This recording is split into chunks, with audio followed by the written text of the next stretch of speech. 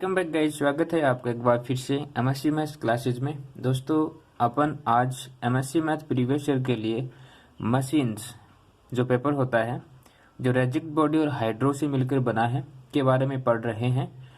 यहाँ पर अपन सबसे पहले हाइड्रो को स्टार्ट किया है। हाइड्रो में आपकी यूनिट नंबर 4 और यूनिट नंबर 5 बनती हैं। तो सबसे पहले अपन ने यूनिट 4 जो है उसको स्टार्ट कर लिया है।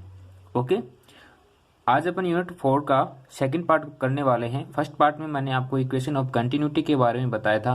आज अपन इक्वेशन ऑफ कंटिन्यूटी तो निकालेंगे ही, लेकिन निकालेंगे किसके लिए? वो निकालेंगे कार्टेशियन कोऑर्डिनेट्स जब अपन को गिवन होंगे तब। ठीक है, तो कार्टेशियन कंडीशंस होंगी, कार्टेशियन फॉर्म होंगी, उसके अंदर अपन को इक्वेशन ऑफ कंटिन्यूटी जो है वो बतानी है। आगे बढ़ने से पहले आप सभी से एक रिक्वेस्ट है, अगर आप हमारे चैनल पे नए हैं तो चैनल को सब्सक्राइब कीजिए, अपने दोस्तों के साथ शेयर कीजिए, और अगर आपको क्लासों से फ़ायदा होता है, अगर आपको अच्छी लगती है, आपको कुछ समझ आता है, तो प्लीज़ लाइक भी ज़रूर कीजिए। आगे बढ़ने से पहले एक छोटी सी और चीज़ मैं आपको बता दूं, वो ये है कि आज अपन इक्वेशन ऑफ कार्टेशियन कोऑर्डिनेट के लिए पढ़ेंगे। तो ये वाला जो क्वेश्चन है ये 2010, 13, 15 और 18 में आपसे पूछा जा चुका है। ठीक है, अभी 2020 में कोई एग्जाम्स नहीं हुआ है। अभी जिन्होंने इम्प्रूवमेंट के लिए लगाया था या फिर जिनका बैक पेपर था, उनके पेपर जो अभी चल रहे हैं। ओके, सो गाइज स्टार्ट करते हैं equation of continuity Cartesian coordinate के अकॉर्डिंग। ओके, तो इसके लिए अपने क्या किया है कि सबसे पहले हमने एक्स वाई और जेड डायरेक्शन को डिनोट किया यहाँ पे मैंने। ओके, तो इस एक्स वाई और जेड डायरेक्शन में जो जो चीज़ें अपन काम में लेने वाले हैं, उन चीज़ों के बारे में मैं आपको बता देता हूँ। आपको दिख रहा होगा एक बॉक्स सा, जिसे अपन क्या बोलते हैं, ग्राफ के आकृति की तरह एक डायग्राम यहाँ पे आपको शो हो रहा होगा। तो इस डायग्राम में हमने क्या माना कि हमने एक परपेंडिकुलर माना, जिसे अपन क्या बोलते हैं, समानांतर घन समझ सकते हैं आप इसको एक तरीके से। ठीक है, इसकी जो फेसेज हैं वो क्या होंगी, A B C D, A dash B dash C dash और डी डैश। ठीक है, वापस समझना, यहाँ पे ए है, यहाँ पे बी है, यहाँ पे सी और यहाँ पे डी। ठीक है, फिर यहाँ A dash B dash C dash और डी डैश, ये हमने क्या माना, एक परपेंडिकुलर माना। ठीक है, अब क्या हुआ, और इसके जो कोऑर्डिनेट हैं, तो कोऑर्डिनेट एक ये जो बिंदु ए है, यहाँ पर जो पॉइंट ए है, इसके जो कोऑर्डिनेट है वो हमने क्या माना, एक्स वाई जेड माना। और एक कोऑर्डिनेट जो सी डैश है यहाँ पे, ये वाला। ठीक है, इसके जो कोऑर्डिनेट्स होंगे वो क्या होंगे, x plus del x, y plus del y और जेड प्लस डेल जेड। अब आप सोचोगे कि ऐसा क्यों हुआ? ऐसा इसलिए हुआ, यहाँ पे आपको छोटा सा डायग्राम और दिख रहा होगा, जो एक्स डायरेक्शन में आपको यू दिख रहा होगा, वाई डायरेक्शन में वी दिख रहा होगा और जेड डायरेक्शन में डब्ल्यू दिख रहा होगा। तो इन्हीं के सापेक्ष अपना जो वेलोसिटी जो है, सॉरी डायरेक्शन में अपनी जो स्थिति बनेगी, जो हमारी कंडीशंस बनेंगी, वो क्या बनेंगी, डेल एक्स, डेल वाई और डेल जेड बनेंगे। ठीक है, साथ में हमने क्या माना कि जो ए बी है, यहाँ से ये जो ए बी है, इस ए बी की वैल्यू हमने क्या मानी, डेल एक्स मानी। ए से ए डैश की वैल्यू मैंने डेल जेड मानी, और ए से डी, ये जो ए से डी है, इसकी वैल्यू क्या मानी, डेल वाई माना। ठीक है, यू वी और डब्ल्यू ये क्या है, किसी बिंदु ए के ऊपर वेलोसिटीज हैं।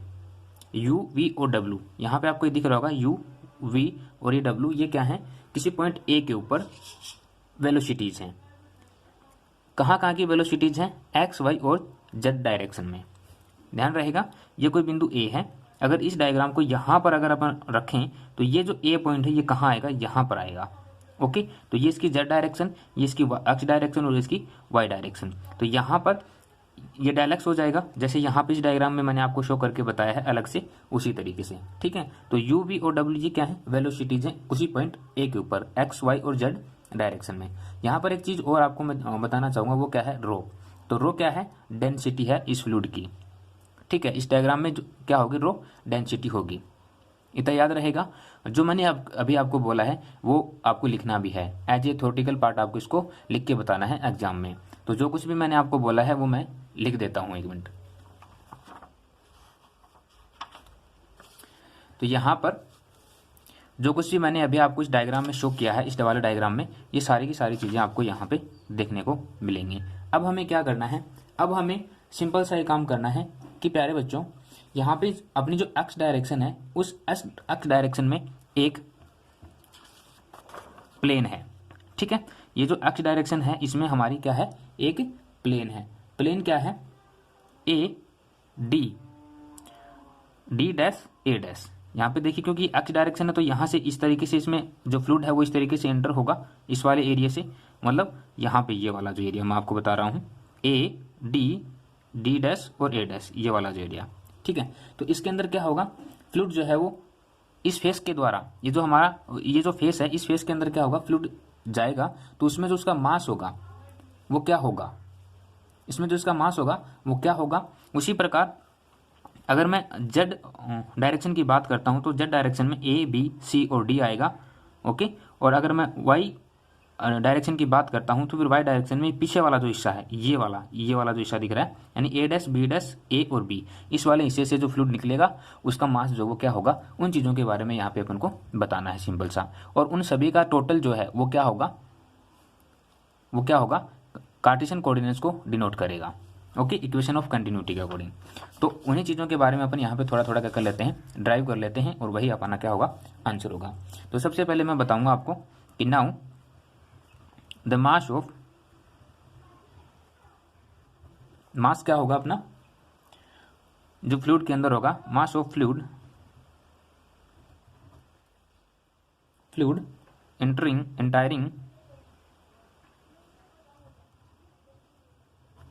entering from face A, D, D dash, A dash in x direction in per unit mass per unit time, ठीक है। तो ये क्या होगा, rho you del Y del Z, क्या होगा, rho you del Y del Z. इनको अपन क्या बोल सकते हैं, एफ एक्स वाई और जेड, ये अपन इसको क्या कर सकते हैं, बोल सकते हैं। यहाँ पे मैं आपको दिखाना चाहूँगा एक बार थोड़ा सा व्यू कि यहाँ से यू डेल वाई और डेल जेड जो है वो कैसे आया। तो यहाँ पे ये डायग्राम जो है आप देख पा रहे होंगे, एक्स डायरेक्शन में अपन जब इसकी बात करते हैं, एक्स डायरेक्शन में जब अपन इसकी बात करते हैं तो यहाँ से ये क्या होगा, इस तरफ फोर्स लग रहा है इस पे और इस पर फोर्स लग रहा है, तो ये डेल वाई और ये डेल जेड हो जाएगा, ठीक है। डायरेक्शन क्या थी, एक्स के सापेक्ष थी, तो इसकी वेलोसिटी क्या होगी, यू होगी, ठीक है। उन्हीं चीज़ों को अपन ने यहाँ पे लिखा है। अब मास ऑफ फ्लूइड पासिंग आउट, अब एक चीज़ और यहाँ पे देखना, जब मास जो है, जो फ्लूइड है वो क्या हुआ, इस वाले फेज से इंटर होता है यहाँ से, तो यहाँ से जब इंटर होगा तो वो कहाँ से निकलेगा, इस वाले फेज से निकलेगा, ठीक है। तो यहाँ से उसने इंटर किया और यहाँ से वो पास आउट हो जाएगा, मतलब निकल जाएगा। तो यहाँ पर जो हमारी मास जो होगा, पर यूनिट मास जो होगा वो क्या होगा, वो ये होगा,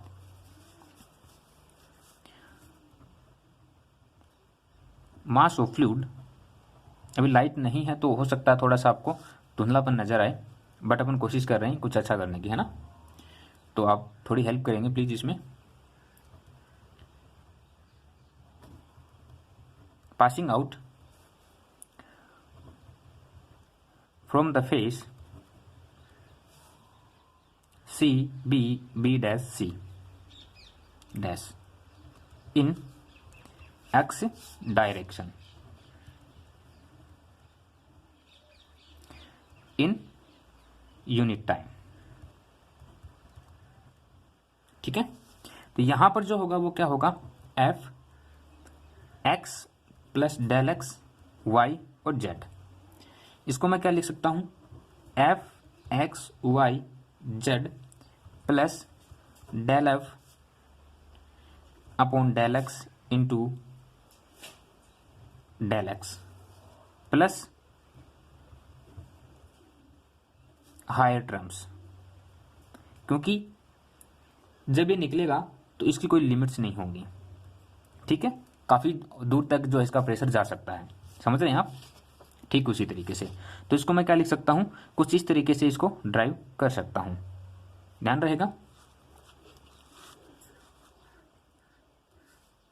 अब क्या होगा कि यहां पर जो मास है, जो एक्सिस मास जो है अपना, वो एक्स डायरेक्शन में किसी समय तो निकला होगा, है ना, यानी कि एक्सिस मास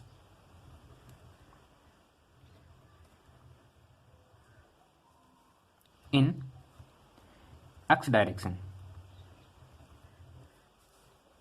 इन यूनिट टाइम, यानी कि इनका जो टोटल, अगर मैं इनके टोटल की बात करता हूं उस समय की, तो वो क्या होगा, minus del f upon del x into del x. ठीक है, यानी कि इसको और अगर ड्राइव किया जाए तो वो क्या हो सकता है, del upon del x rho u, यहां पे इसको रो लिखना है, u del x del y और डेल जेड। ठीक है, ध्यान रहेगा इतना। यानी कि हमने यहां से इन दोनों को मिला के क्या किया, ये एक कंडीशन ले ली। ठीक है, इसको कोई नाम देते हैं इक्वेशन नंबर फर्स्ट। अब हमने जो प्रोसेस यहां से स्टार्ट किया है, ये वाला प्रोसेस, ये वाला प्रोसेस एंड फाइनली ये वाला जो प्रोसेस है, सेम यही प्रोसेस क्या होता जाएगा, वाई डायरेक्शन में होगा, जेड डायरेक्शन में होगा। ठीक है, तो आपको पेपर के अकॉर्डिंग क्या करना है, इसको बताना है। यानी कि आपको क्या लिखना है वो मैं आपको बता देता हूं। Now the mass of fluid entering from face, तो वाई डायरेक्शन के अकॉर्डिंग अगर फेस की बात करते हैं तो वो क्या होगा, A dash B dash A B से क्या होगा, इंटर होगा, और पासिंग आउट कहां से होगा, डी डैश डी और सी से वो क्या हो जाएगा, पासिंग आउट हो जाएगा। तो यहां से दोनों से आपके पास दो इक्वेशन बनेंगे, और उन दोनों इक्वेशन से क्या होगा, एक्सिस मास जो है, यानी कि हमारे पास जो एक्सिस मास मिलेगा हमें, वो क्या मिलेगा, वो मैं यहाँ पे आपको बता देता हूँ। यहाँ पे मैं आपका टाइम ना लेते हुए इस चीज को डायरेक्ट लिख रहा हूँ, आपको एग्जाम में करके बताना है। Okay, similarly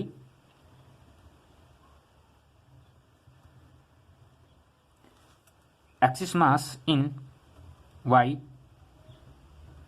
direction in unit time, वो क्या होगा, minus del upon del y, क्योंकि वाई डायरेक्शन में जा रहे हैं, रो और वेलोसिटी क्या होगी, v del x del Y del Z, इसको मैंने नाम दे दिया क्वेश्चन नंबर 2। इसी प्रकार क्या होगा, जेड डायरेक्शन में होगा। ठीक है,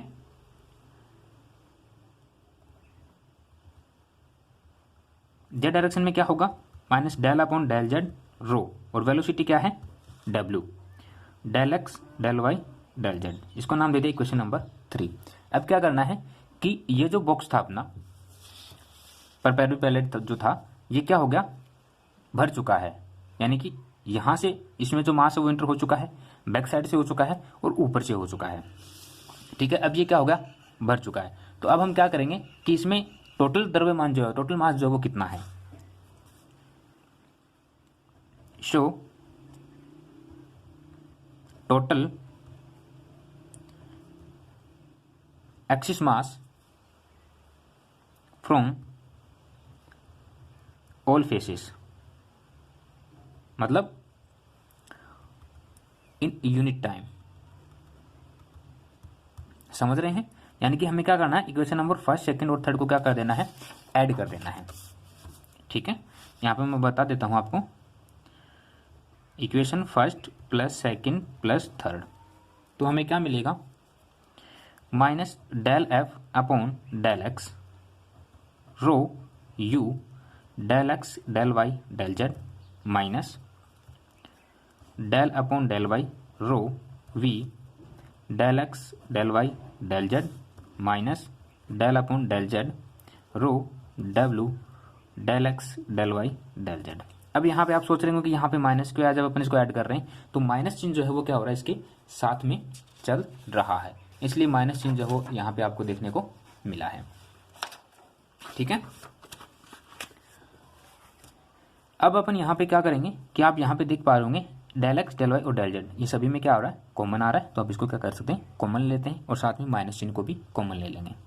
minus del upon del x rho u plus del upon del y rho v plus del upon del Z rho डब्लू, ठीक है। और del x del Y del z, ये क्या आ गया अपना कॉमन आ गया, ठीक है। इसको मैंने नाम दे दिया इक्वेशन नंबर 4, ठीक है। अब क्या हो गया प्यारे बच्चों कि हम क्या जानते हैं, हम जानते हैं कि ये जो बॉक्स था अपना, इस बॉक्स में क्या था कि इसका जो टोटल मास था, वो कितना था, ठीक है। तो टोटल मास जो था वो कितना था, we know that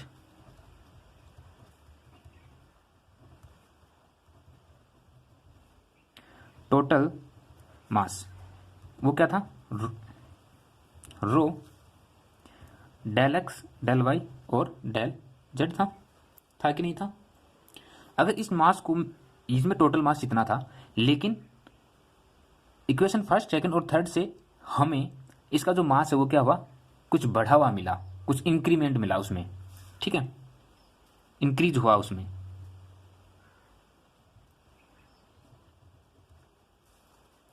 increase in the mass of the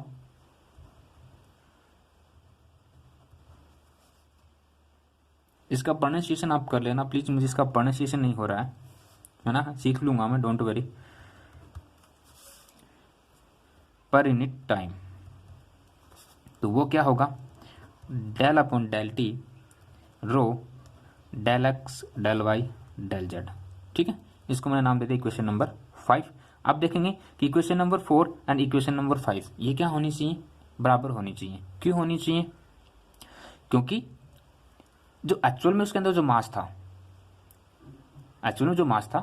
और हमने जो मास निकाला वो बराबर होना चाहिए, क्योंकि वो उससे ज़्यादा सहन नहीं कर सकता, इसलिए। तो equation number 4 and equation number 5 से, इक्वेशन नंबर 4 एंड 5 से क्या होगा कि ये दोनों इक्वल होने चाहिए, यानी कि del upon del T rho del x del Y del Z जो है ये क्या होना चाहिए, बराबर होना चाहिए इक्वेशन नंबर 4 के। Del upon del x rho u plus del upon del y rho v plus del upon del Z rho डब्लू, डेल एक्स डेल वाई और डेल जेड, ठीक है। यहाँ पे एक चीज़ आप देख पा रहे होंगे दोनों इक्वेशन में, जब इसके बराबर है तो यहाँ पे डेल एक्स और डेल एक्स क्या है, इक्वल है। तो यहाँ पे मैं इनको क्या कर रहा हूँ, कट कर दे रहा हूँ। तो मेरे पास यहाँ पे जो वैल्यू वो बचेगी del rho upon del t equal to minus del upon del x rho u plus del upon del y rho v plus del upon del Z rho डब्लू, ठीक है।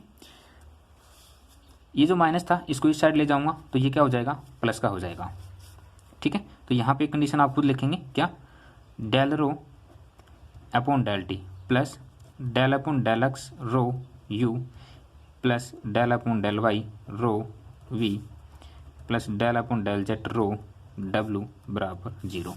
अब यहाँ पे मैंने आपको इक्वेशन ऑफ कंटिन्यूटी बताई थी, जब अपन इसका पार्ट फर्स्ट पढ़ा था तो वहाँ पर अपने पास एक इक्वेशन आई थी, इक्वेशन ऑफ कंटिन्यूटी, जो हमने प्रूव किया था कि इक्वेशन ऑफ कंटिन्यूटी ये होती है। यहाँ पर आप देख पा रहे होंगे सेम वैसा ही एक इक्वेशन हमें मिला है।